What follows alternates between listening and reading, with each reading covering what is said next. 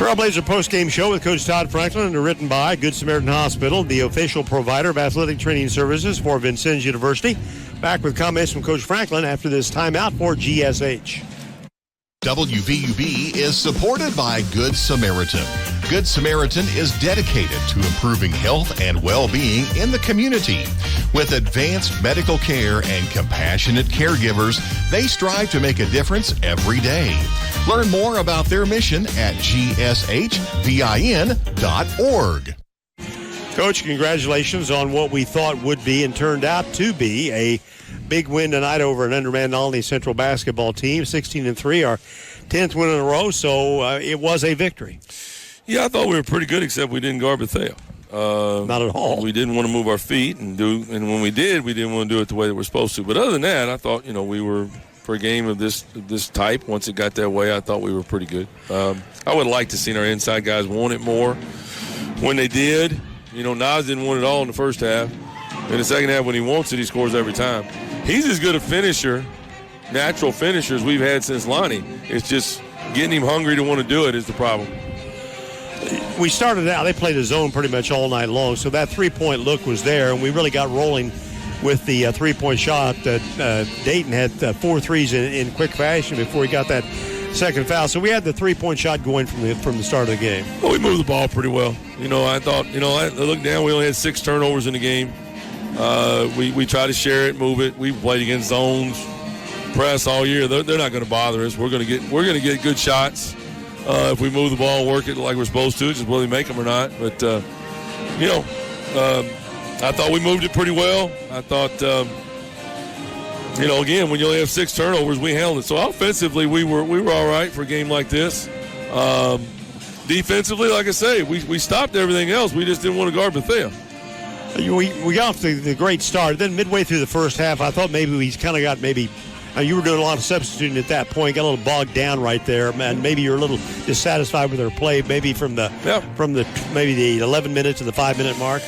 Yeah, I thought there was missed assignments early. Nas wasn't ready early. Missed things we went over. It's like we didn't go over them. Those things bother me. You're not going to win championships like that. I thought there were times we didn't move our feet, particularly guarding Bethea. And so that's not all right. And I thought there were times that we didn't finish with enough force inside. Those were the things when guys did those things that bothered me during that point. And, our goal's different. Our goal is to win the national championship. And, we got to try to put 40 minutes together. And, like I said, it was good for tonight, but we've got to be better. Double-double by Brian Economy. I actually haven't given the scoring on the air yet, but he had 12 points and 15 rebounds and dominated the boards, 55-22, which we should have done. Yeah, we did. And I thought we got a little sloppy there. During those times we gave up, especially in the second half of the first half. There's 3 or 4 loose balls that we didn't get on their end when we're playing defense. And we gave up 2 or 3 offensive rebounds that I didn't think we should have.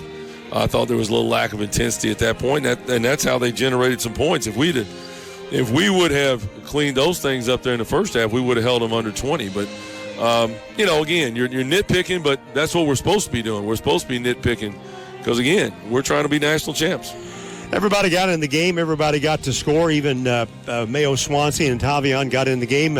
Each one had, Mayo had 2 trays, and Tavion had 1. So, they were feeling it. That makes them feel good, and, again, helps maybe extend our depth. Well, we expect every player who puts our jersey on to be good enough to go out here and win. We don't think we have, anybody that's not a good player. It's just, we can only end up playing 8 or 9 in a regular rotation. It's just impossible not to. So, that's just not how to win a championship. You can't do it. Nobody can get in a rhythm. So, we can't play them all, but we expect all of them to be really good players, and we think they are. Recognition of tonight's player of the game, underwritten by the Vincennes Hampton Inn, 2863 Ford Road, the official hotel for visiting teams here at VU. Let's reach in, take a look at the scorebook here. And I think tonight it was Michael Cooper. I thought Michael had a really solid night. He didn't, at the end of the game, didn't get as many minutes. I thought Michael was pretty good both halves. Did a pretty good job chasing Nash. He was guarding a smaller guy who can really shoot it. And I thought offensively he was really good if you look down. So I think Michael Cooper would be my guy tonight.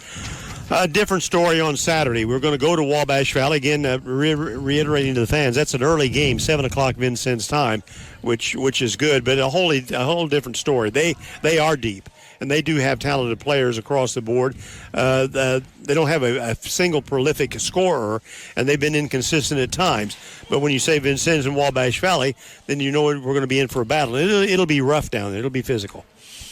We'll see. Hope so. It's kind of how we like to play. We're going to expect, everybody to give us a great punch. We expect these teams to be good. We never don't expect that from anybody in our district, and we know every game is very important for us. So, it'll be no different that way, and I think our guys will be ready. Coach McGee really only has a couple of players back from last year. Muja Burton's averaging 11 points. Corey Furlow, a freshman from Georgia, is averaging 10.5. So, again, as I said earlier, they don't have one single score that you stop, change the game. I haven't really dug into them. I've watched them on film when we're getting ready for other opponents. Like I saw the Wabash and Olney game. I saw them versus somebody else earlier. I'm trying to remember who it was. And I didn't really break them down as much in those games I was who we were getting ready to play. So I'll pour into that before we get ready to practice tomorrow. We've seen about everything. We know, how to play against about everything. And so it's just about going out and executing at this point. Coach, congratulations on tonight's win. Thanks. Comment?